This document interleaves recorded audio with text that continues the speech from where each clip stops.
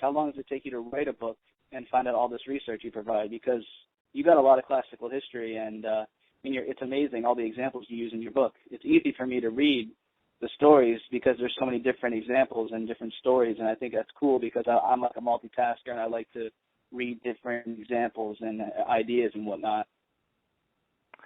Well, it takes to write a book 2 or 3 years, depending on how dense it is. So the 48 Laws took a little over 2 years, and the 50th Law that I did with 50 Cent, that took maybe a little over 2 years.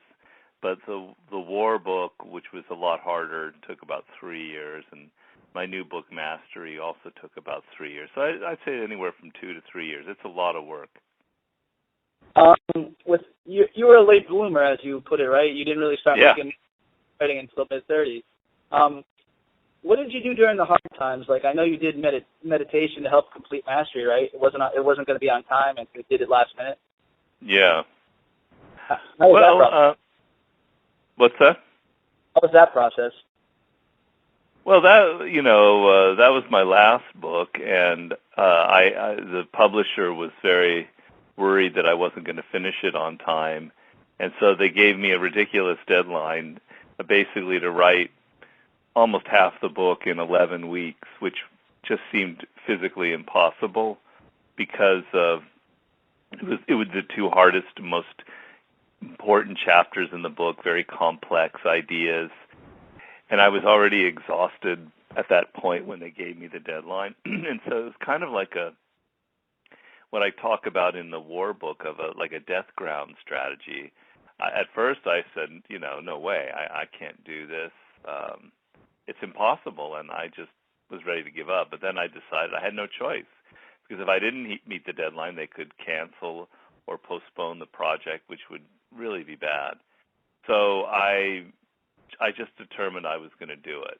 It was like I was going to die trying. And I discovered in doing that I had, more energy, and, I could kind of push past my own limits. And it was kind of exciting because I had to work so hard that ideas were just coming to me all over the place. It just made me focus more and made the thought process so intense that I think in the end it kind of helped the book. Yeah. But at first I just wanted to cry and go sit in a corner, and I quickly got past that. Yeah. We'll get into that a little bit about like the fear and about the 50th Law. Why do you think hip-hop artists and people within the culture enjoy your books and study the laws and reread the 50th Law and Mastery? Why does your work appeal to them like so much? Why do you think so within the hip-hop culture? Well, it's a good question. I don't know. I've asked a lot of them. I've obviously talked to 50 about it. And the sense that I have, and I talked to people who were in the more management positions, and the feeling I have is that the book came out at sort of the right time, like the late 90s, and a lot of hip-hop artists were looking to make a move away from just being musicians to owning their own music, to being kind of entrepreneurs. I think there were some people who sort of hinted at that earlier on, and Tupac sort of opened up the subject a bit. And but for a lot of these artists, they had no business background, and the music industry is just really, really Machiavellian and nasty. 50 would tell me that he was a hustler at the age of 10 on the streets of Southside Queens, but none of that prepared him for dealing with the incredible sharks in the music business, who could turn on you in a moment, and you never knew why. And so people like 50 found the book really helpful in dealing with this very nasty business, because the book is very honest about the power game. For a lot of African Americans, they've seen the kind of the dark side of power and how it operates. And so for them, the book was just being true and honest, and they could really appreciate it. So I think there's a whole history in hip-hop of books on strategy, like The Art of War, where they kind of like an honest, fresh, realistic approach to the game of life. And so I think my book was helpful and was written in a way that was maybe interesting for them, and it came out at the right time. Yeah. I don't know if you know this, but Kanye West actually rapped this in an old freestyle when he was like on the verge of signing to a record label. He actually rapped, "The only book I ever read I could have wrote, The 48 Laws of Power." Do you see Kanye using that advice to help better shape a successful career? Like, this is when he just made his first album, I believe. Well, he's very sharp business person. He's cultivated a persona that's very unique. I have a law in there about court attention at all cost, and chapters, laws about how to create an image that is compelling and create spectacles and all that. I've never had a personal conversation with him. I met him once in at the VMA Awards in Vegas when I was with 50. Okay. He seemed really nice. I know that the beef that they had going on at that time, which was I think around 07, 08. They were competing. What's that? We're competing. Whoever sold the more albums, and actually. Yeah, that was totally a manufactured beef. That wasn't real. They were like really good friends, and there was absolutely no hatred or bitterness between them at all. They were just doing that to make money. So I know that the book early in his career helped him a lot. Probably later on, he just went back to being Kanye. So I wouldn't know personally, though. I've never had a good conversation with him. Didn't Busta Rhymes back out of a movie role that incorporated the 48 Laws, and he was supposed to portray someone using the 48 Laws of Power? Well, I know Busta. I've met him. I've had many conversations with him, and he told me that he came upon the book. He's probably one of the first hip hop artists that actually bought the book right after it came out, and he was trying to begin his acting career. We're talking about 1998, and actually it was an acting teacher who told him that he should read the book because it had all these great stories that could first help you deal with the business, but also could inspire you from an acting point of view. And so he was one of the first artists who read the book and then started spreading it to other people. And he contacted me about in 04, 05 because he wanted to do a television version of the 48 Laws of Power, and we worked on it a little bit. I don't know the story about him. One of his first roles that he never said, but I know for a fact that the book really helped him dealing with Hollywood and early on in his music career, and he's a pretty impressive person. I really like Busta. He's a good guy. He seems like a nice guy. Going to Master, your book, you talk about the importance of an apprenticeship and which someone is willing to undergo years of humble observation and be around professionals in the industry that they choose. Well, you talk about having to offer something. I believe me personally, like this is like a prime example. Like I'm giving you like a direct industry and an example. I believe I have a lot to offer, maybe even too much, because I've conducted interviews with people in the hip hop culture, big names like you and like other artists and authors, etc. And some of the top urban personalities as well. So when I go on these interviews for internships, I feel like I'm at risk because hip hop is such a competitive industry that these stations will take interns who know nothing about the culture because they don't want to be outshined. Rule number 1 of the law of 48 hours. Also, the top radio personalities already have assistants and whatnot, so it's hard to try and get involved with them. Like I'm trying to get this one personality I'm trying to get an apprenticeship with, and we've been going back and forth sharing emails. But what happens when that person follows your books and your laws and example, never commit to anyone? How do you do the apprenticeship in that direct example? I know you give a lot of advice to business people and whatnot, but what about within the hip-hop industry? You mean as far as getting an internship, like in your position?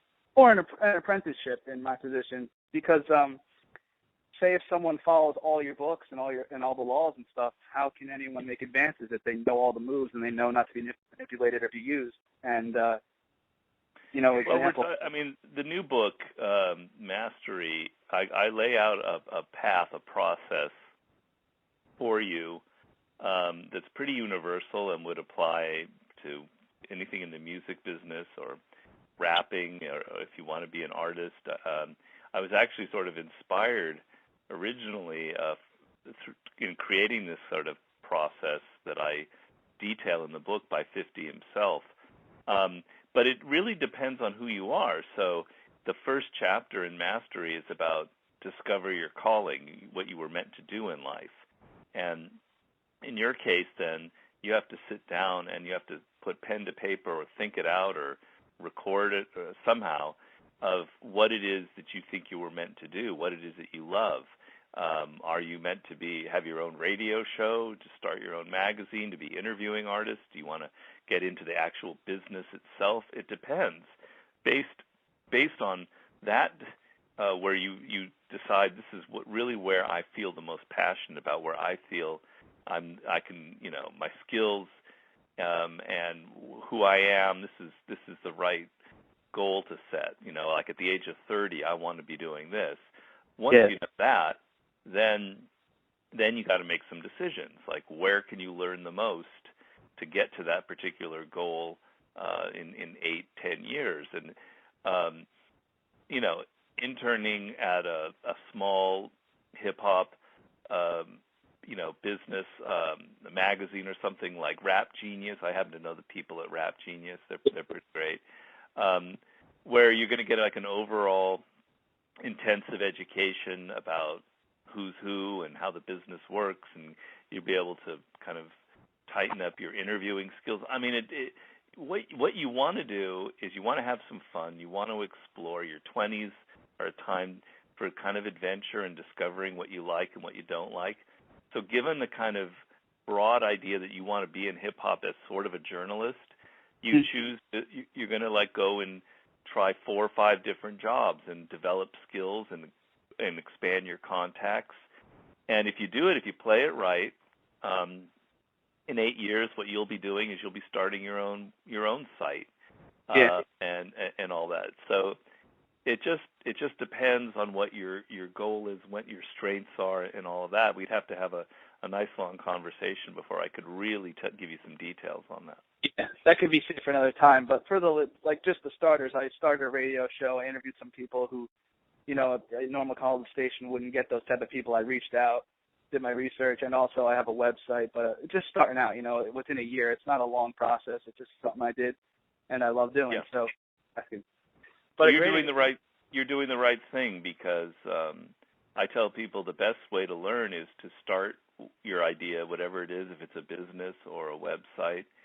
And even if it fails, you're going to learn a lot in just doing it, And the thing, I guess, that you're asking is you want to be learning from other people as well, who know more than you. Yeah, so apprentice. Yeah, or you want to have a mentor of some sort. And so, I have all sorts of strategies in the book for how you find the great perfect mentor. Like 50, he found the perfect mentor for himself in Jam Master Jay. That's maybe where you're at right now. I don't know. Yeah. I'm mid-read right now in Mastery. I read 50th Law. I read some of 48, but I read all of 50th. I loved it. But Temple Grandin, the professor with autism, that's such an awesome story that you talked about. I ran into that a little bit. And, she can do what she loves. I feel like anyone can, because I had a hard time in school and I didn't really care for it. I know you're not big on the college education, even though you have a degree. But that whole story, that's so inspiring and interesting. I loved it. Yeah, well, thank you. Well, the idea was, people like to talk about, genius and talent, like somebody is born that way, like a Jay-Z or whomever. They just were born with a gift, and that's what it's all about. And it's just a lot of bullshit, because really, to get to that point, it's really about how hard you work. And how much you're patient, and if you have tough skin and you can put up with criticism. It's more like an emotional thing, not a intellectual or brain thing that's going to determine whether you're successful. So to kind of show my idea that it's not about what you're born with, I talk about Temple Grandin. She was born with autism, yes, which would essentially be the opposite of what we're talking about. And there's no chance somebody with that severe a mental disability could ever become great or a master. It's just, you can look it up how many people with autism ever get anywhere. And at the age of 3, they were going to basically put her in a hospital where she would be the rest of her life. And she managed to get out of this through help of her mother, who got her a speech therapist who managed to teach her to talk at a late age, and so she was able to go to school. And even though she was really different from all the other students and didn't have social skills, she discovered that she loved animals and science. And so through that, she became like a really good student and developed really solid skills as a studying science in high school, got into college, and then essentially created a career working in animal management and designing cattle yards and things like that. And so she's a internationally recognized expert on animals and on autism itself, because she writes and lectures on it. So if somebody like that with such a severe handicap can turn their life around, I don't want to hear excuses from other people that, I didn't go to the right school or things like that. Makes me feel grateful, because I do have anxiety disorder and ADD, but I don't take any medication or anything like that. I'm old school with it. Oh, good for you. Awesome to hear that approach.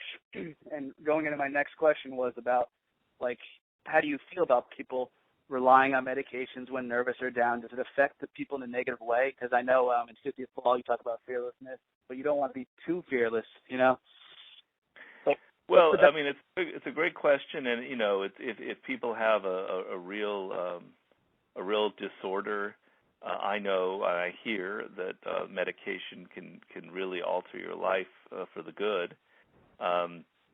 The problem is this is something that becomes like a lifelong dependency and holds you back. I know Temple Grandin herself uses medication. She has for many years, just simply to help deal with her high levels of anxiety. yes. But she's still able to function very well as a scientist. So it's whether is it a crutch where you basically are trying to forget all of your troubles and et cetera, or whether you're using it in a very conscious way to kind of help deal with things that you just can't deal with on your own. But the best solution in life is to do what you're doing and to try and develop a way to handle anxiety on your own. So it's something that comes from within you. It's a skill. Maybe you practice meditation. Maybe you take up martial arts. Anything that will help kind of calm you down, because you have to be in the moment and focus. Is superior to any kind of medication, because it's a skill that you're developing and you can use your whole life, as opposed to being dependent on a drug. But I do understand people who really need it, and it can play a positive role, the medication. That's why, honestly, I read the 50th Law, because I was nervous and stuff, but it taught me about how the fear, you have to expose yourself, and that's why I would read the book and actually do exposure therapy. I would go on radio. It took me 3 years to do radio. I was scared shitless. Wow. And it kept going through reading about 50 Cent and stuff, and it was inspiring through hip-hop and the fear factor. That's a great story. I mean, the idea behind the 50th Law, and just to explain it to listeners, is, when we were doing the book together, my idea was to try and figure out what made 50 so successful, considering where he came from. And I determined, after being around him for many months, that it was his fearlessness, not the fearlessness of being out on the streets and dealing with crime and all that. It's the fearlessness of an attitude where he's not afraid to take chances. He's not afraid to be on his own. He's not afraid of all the hard work that goes into being successful. That's what I meant. And so, but the thing that you have to realize about fear is everybody has it. It's a natural, normal animal response. Our brains are wired to have a kind of fight or flight response to certain situations, and fear has a function. If you didn't have fear, you would walk right off a cliff, or you would go right up to a lion and be eaten. So fear has a function, but it tends to dominate our lives. It tends to dominate all of our decisions. Yeah. It infects us in ways that you're not aware of. And the idea is you have to confront and be aware of your fears and not act like that you don't have them.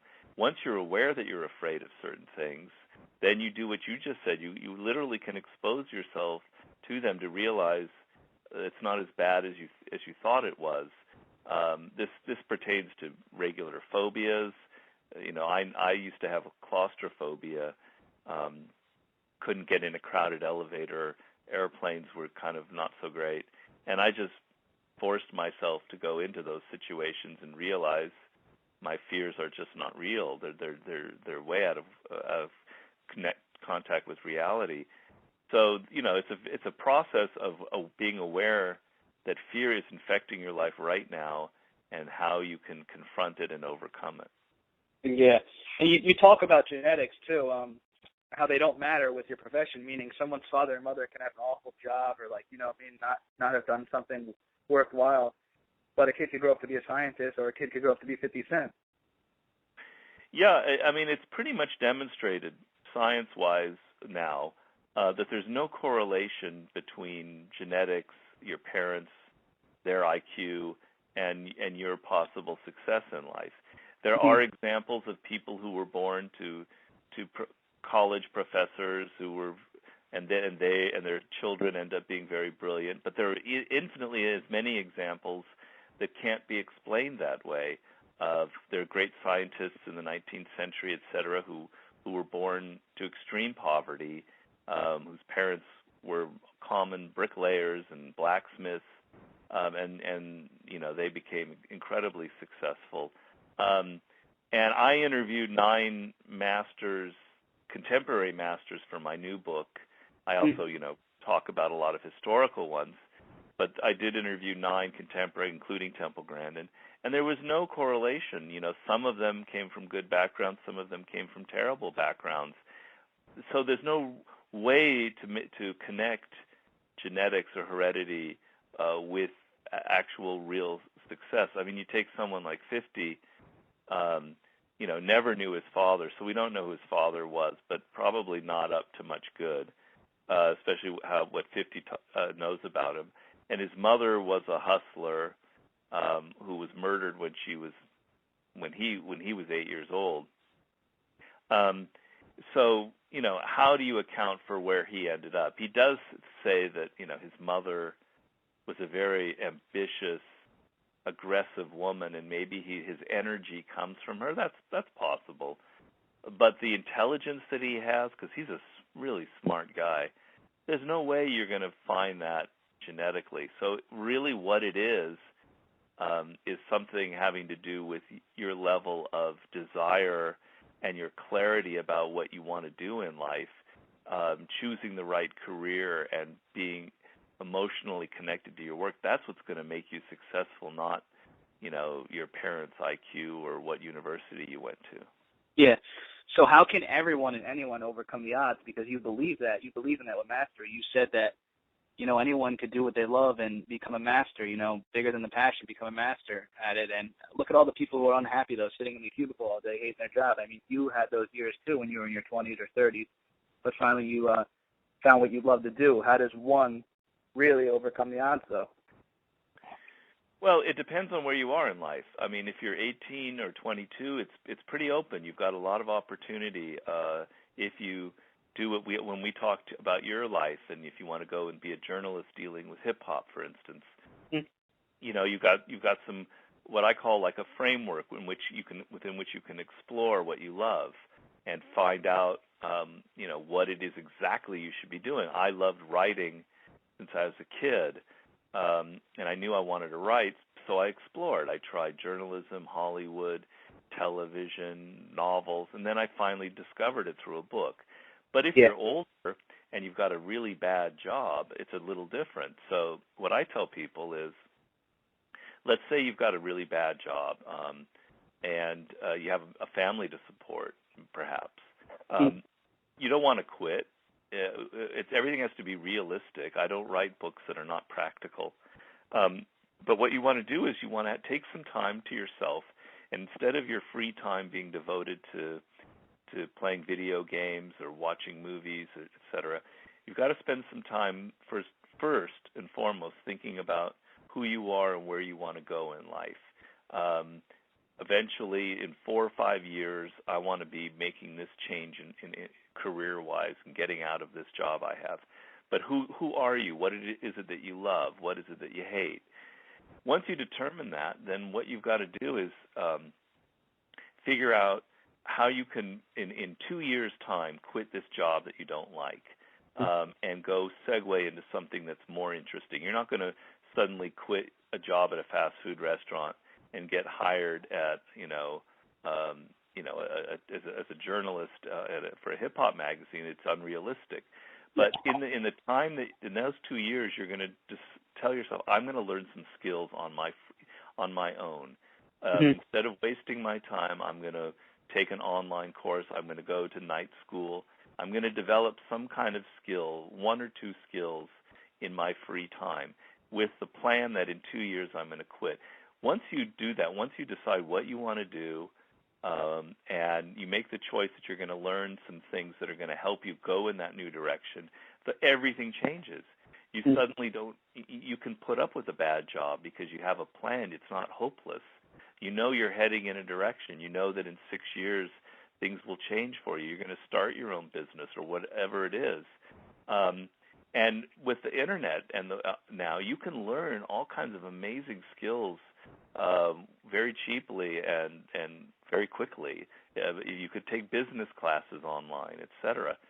Yeah. That's what you want to do, and you want to be realistic and take small steps in the right direction with kind of a plan in mind. And follow and go, get my book Mastery. It explains all about how you can take how you apprentice yourself and develop the skills that you need, and how you can then, gradually work on that. But it's never, never hopeless. Yeah, I got Mastery on my iPad, but the listeners definitely go out and get it. And I got a lot of college kids who listen, a lot of hip-hop people who listen, so it's good advice that you're giving for everyone within a certain profession. Yeah. I've seen, the book's been out like a year and a half now, and I'm getting emails from people who are telling me it's really, really helped them. I can't say yet, this is too early, that they've suddenly changed. Mastery can take 10 years, or the famous 10,000 hours. But I get lots of emails from people saying it really, really helped clarify the direction they were taking in life and the choices that they're making. You talked a lot about it in the 50th Law a little bit, like you were going into the Mastery, like you know what I mean? You calculated and you planned that Mastery was going to be the next book after 50th Law. That come into play, like spending months with 50 Cent and writing for him and the book, like how was that the experience hanging out with him? I heard the steakhouse story. I thought that was really funny. And I'd be nervous.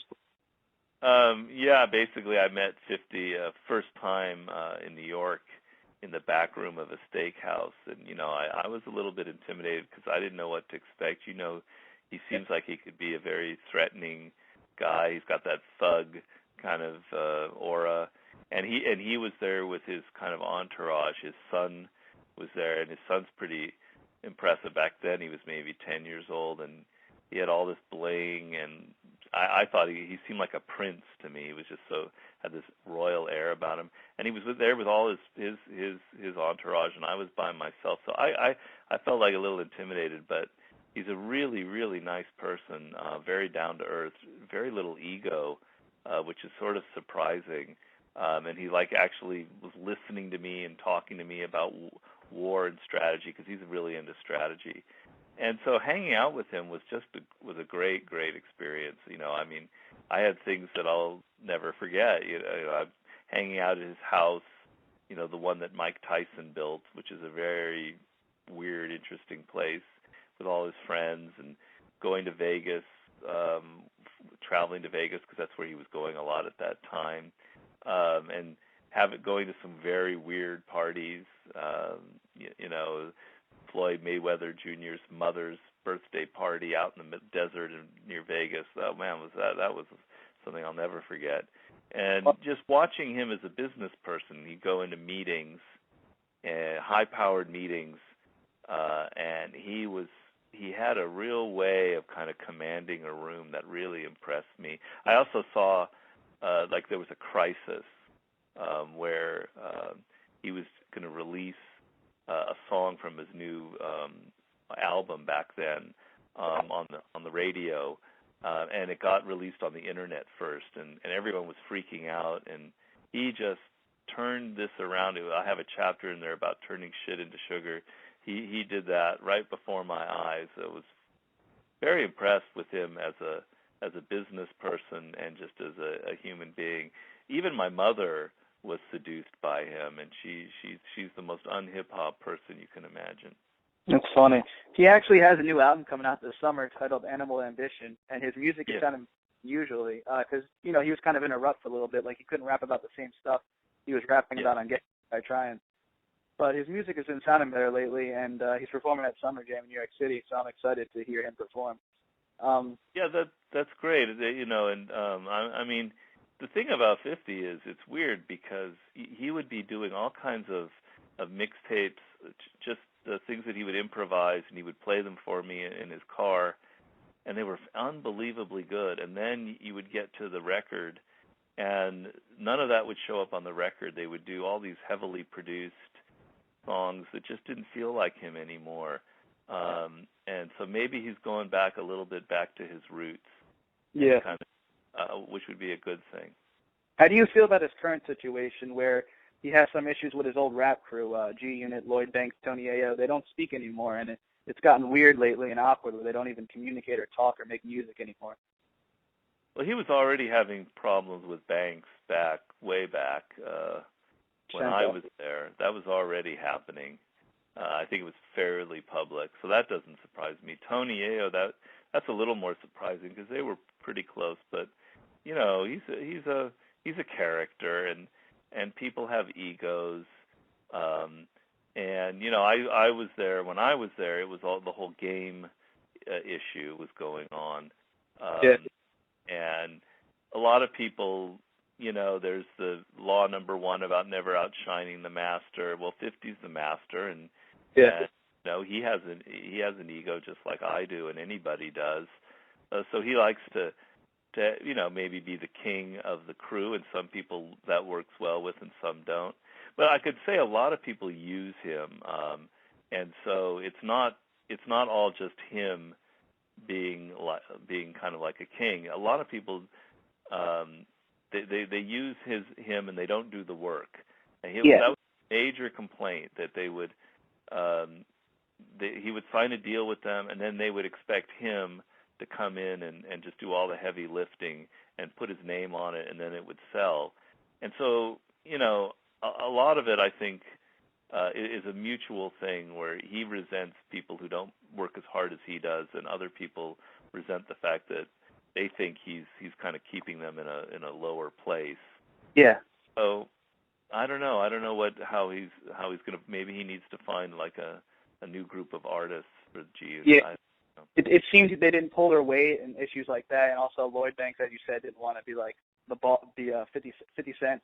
He didn't want 50 Cent's shadow behind him or anything like that. He wanted to do his own thing, but those guys got lazy here and there. That's what 50 was saying. He recently I'm sorry. Go on. Oh, I was just going to say, he also recently did a song with Fat Joe, someone who he didn't like at one point and was trying to crush because one of the laws, crush the competition and everything like that. They seem to be peaceful, and they make music together. Yeah, he's done that before. I can't remember who he did that with before.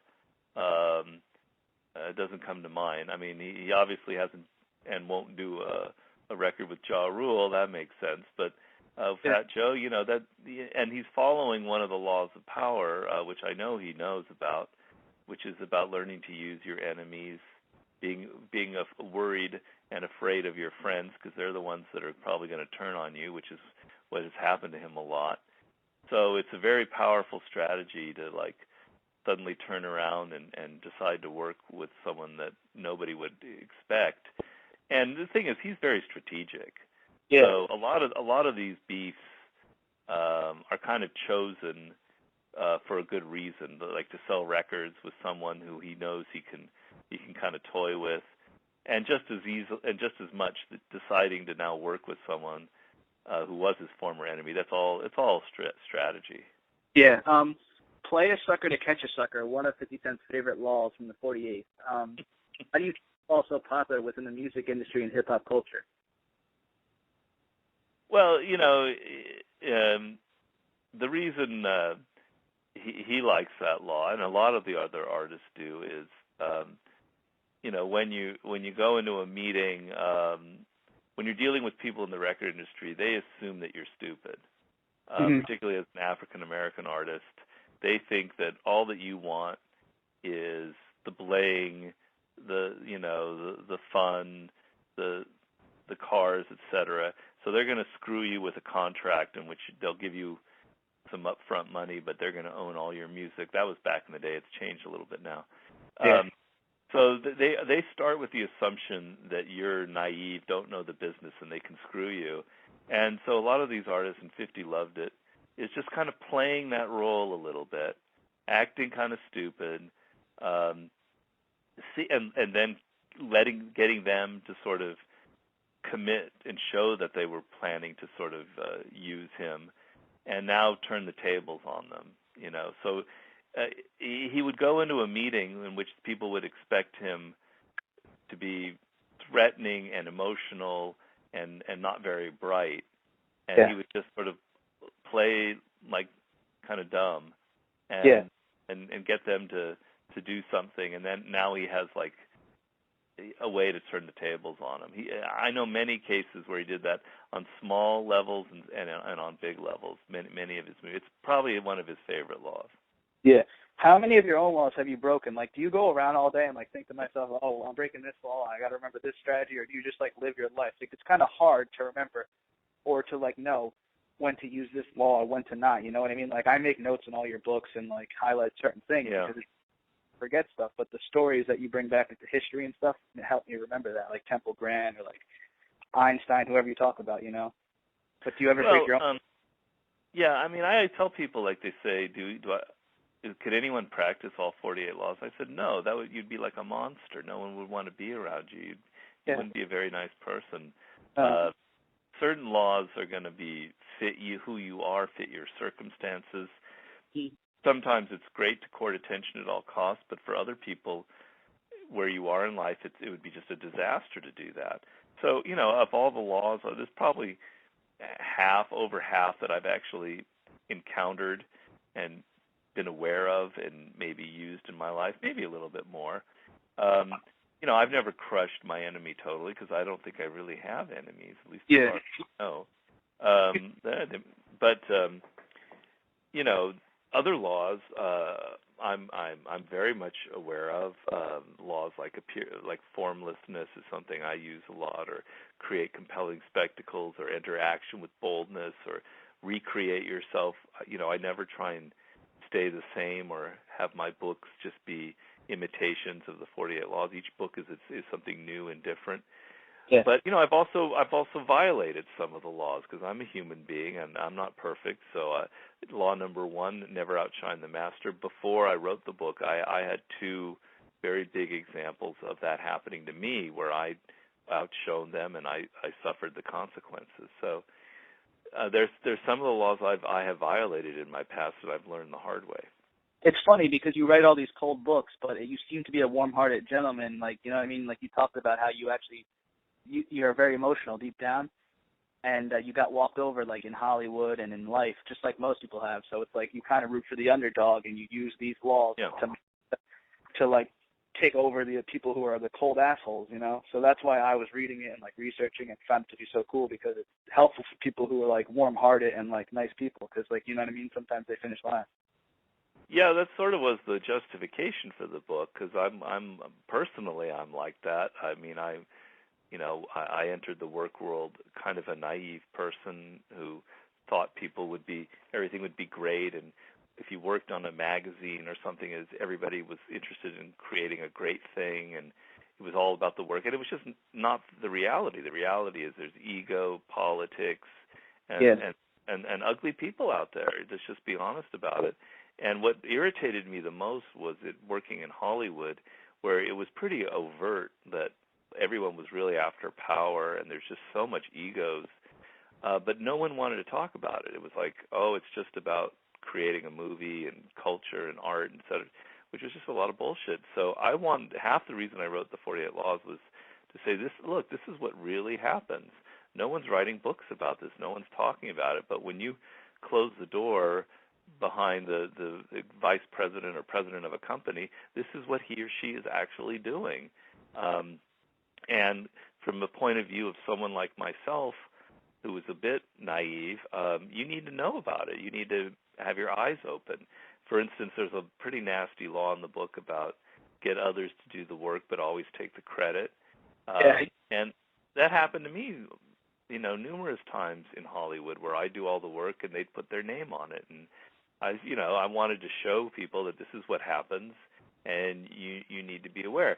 There are some people out there who are kind of sharks already, who read the book, and I know about that. But most of the emails I get from people are like you or me, those types who really don't understand the power game naturally and need a book to kind of open their eyes. Yeah, because like if you were natural at it, you wouldn't really need the book, or you would look back on it. But like for me and you, that's why I would research and look for these things.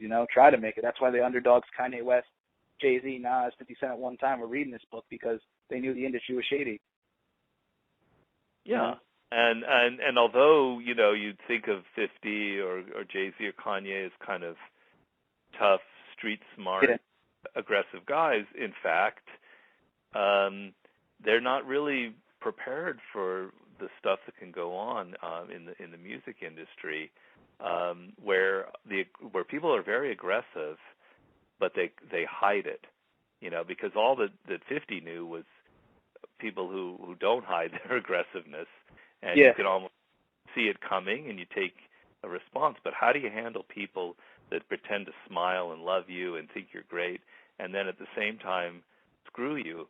I mean, look what happened to him. He has his first record deal with Columbia at a fairly early age. He cuts I think maybe his best album, one of his best albums, Power of the Dollar, which nobody has ever heard because it never. And then he gets shot when he's like still doing a little bit of dealing, and the record company just drops him. Yeah. The one that gets shot, but they drop him. But that's not the worst thing. What the worst thing is that everybody else blackballed him. Nobody would go near him. It was like everybody in the industry decided together, we don't want to have anything to do with 50. So he saw very clearly how nasty and how they control everything. And you're in a situation where they have a hold all the cards, they control it. How do you turn that situation around? So, I think the book helped him a lot. It's also funny thinking about it, like laughing, how you're, a white middle-class author, middle-aged, and like this whole African-American audience loves your work and body of work and like lives by it. And I'm this radio personality journalist, this goofy white middle-aged person in my 20s, and I love the culture that you write about, and I love the culture, and you know what I mean? It's just so funny how everything works out and how people are so unique in different ways. Yeah, I mean, I must say I always really identified with black culture growing up, with music, particularly jazz, and then sports-wise, because I'm a huge basketball junkie. Yeah. But also literature and the writers. I just, for some reason, identified with it. So even though I wrote the 48 Laws of Power, not ever in my wildest imagination thinking that I would have a hip-hop audience for it. When it did happen, I was like, well, this is great, because maybe there is something, a spirit that we share, or some common interest there. So I'm much more excited about that than hearing about people on Wall Street reading the book. I quoted that. I said, you also said you enjoyed the hip-hop culture better than the Wall Street people. I was going to talk about that, but we talked about it a lot. Before we go, I got a few questions. I don't want to keep you all night. what are the top 3 pieces of advice that are most important in all of your books for someone to follow and use as daily motivation? Not knocking the credibility of all your brilliant research, but what are the top 3 best things that people could get out of the book by you saying it right now? It's hard to, I don't know if there's 3. I'd say the first thing would be, I'm wanting to change, all of my books are trying to change your attitude from the inside out. So it's not so much what exactly you do, it's your own attitude and how you think that is really important. And I want you to adopt this kind of attitude that's almost like what I call a warrior's pose in life, where you don't take things personally. It's not, you try and, you can't help getting emotional about things that happen, so that there's nothing you can do about that, but I want you to be able to not take things so personally and quite so emotionally. So when people do something bad or say something that you think is malicious, you realize, well, it's really not about me that they're doing that. It's about something in their past, and I just happen to be crossing their path at the wrong time. It's not about me. It's about their problems or their pettiness. And if you can kind of distance yourself from the things that happen to you in life and look at it like it's a little bit like a chess game or a boxing match. If somebody does a great move in chess or in boxing, you don't like suddenly hate them as a person. They just are outdoing you. They're outwitting you in life.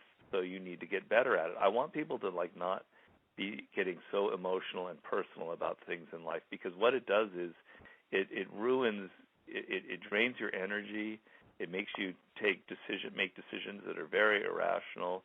You're not thinking about your long-term interests. And it makes you lose a sense of what's really important in life.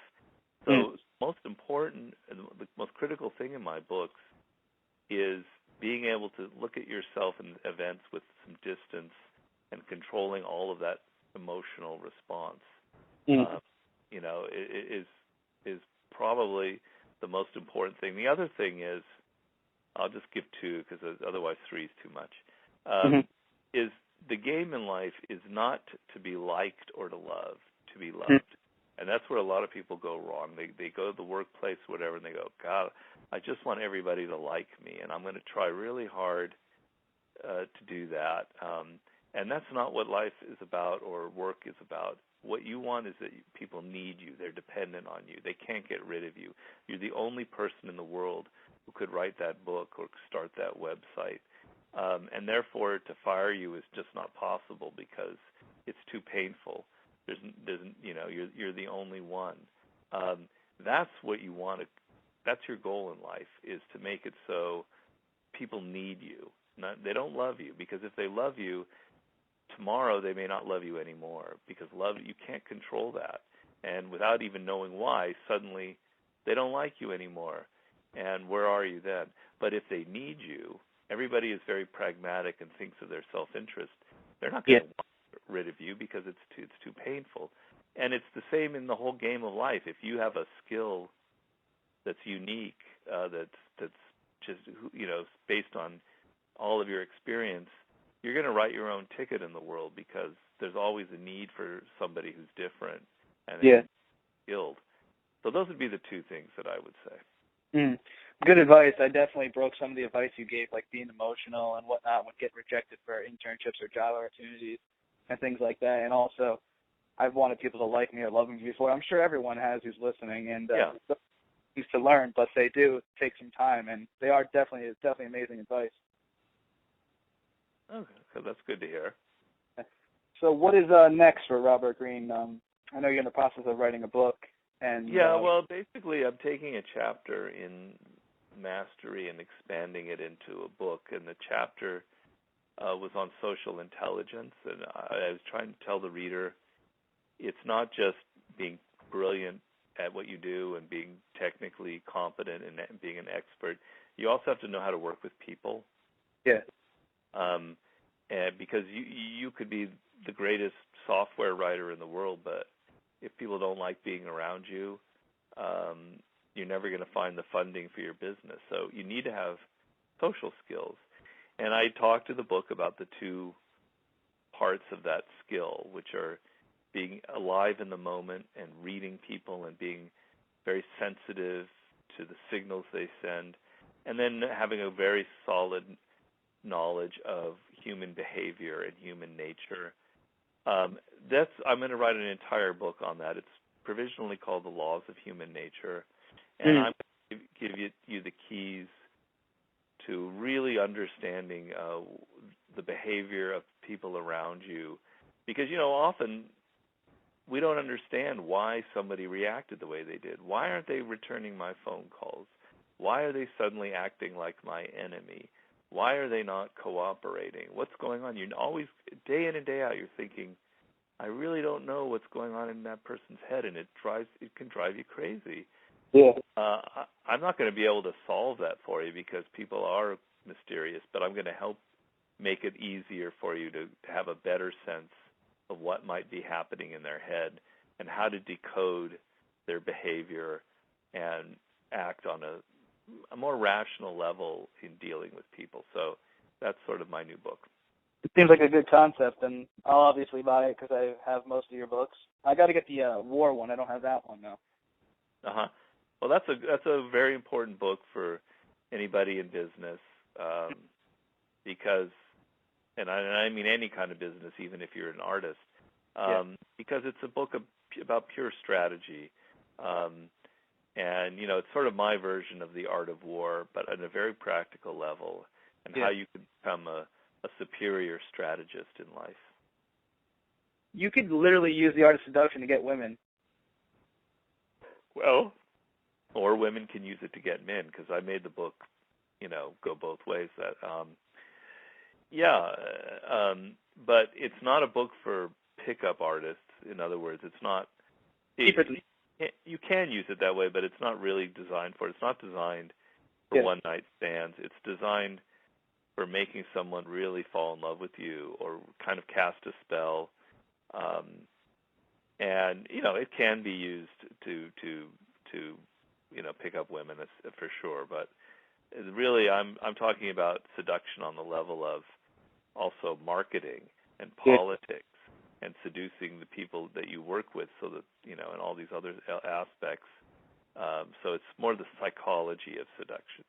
You could tell you're like a really good history buff because you're so passionate about the stories. Like in every chapter, there's examples, and I think that's using people as examples, and that like gets my mind thinking like, if he could do it, I could do it. If Temple Grandin, if she could do it, I could do it. It's just great. That's what I love about it the most. Yeah, well, thank you. That's sort of my goal, and why I like using these historical examples, because otherwise all the ideas I talk about are just too abstract, and you're wondering, how can I possibly do that in my life? Well, I'm showing you exactly how other people have done it. And also it's more fun to read a story than to have someone lecture to you. Yeah, so much. I definitely want to keep in touch. I'll send you an email about like everything going on, and you know what I mean. Maybe you could give me some good advice, like personal advice about like the internship, apprenticeships, and everything in the hip hop culture and whatnot. Sure. And well, you have my email. Yeah, this is Robert Greene, and you're tuned to Keep It Basement with Kevin Sweeney. Mike Sweeney, but that was still cool. Oh, man, let me do it again. You can erase that. Wow, How did I get that wrong? This is Robert Greene, and you are tuned to Keep It Basement with Mike Sweeney. Okay, take care.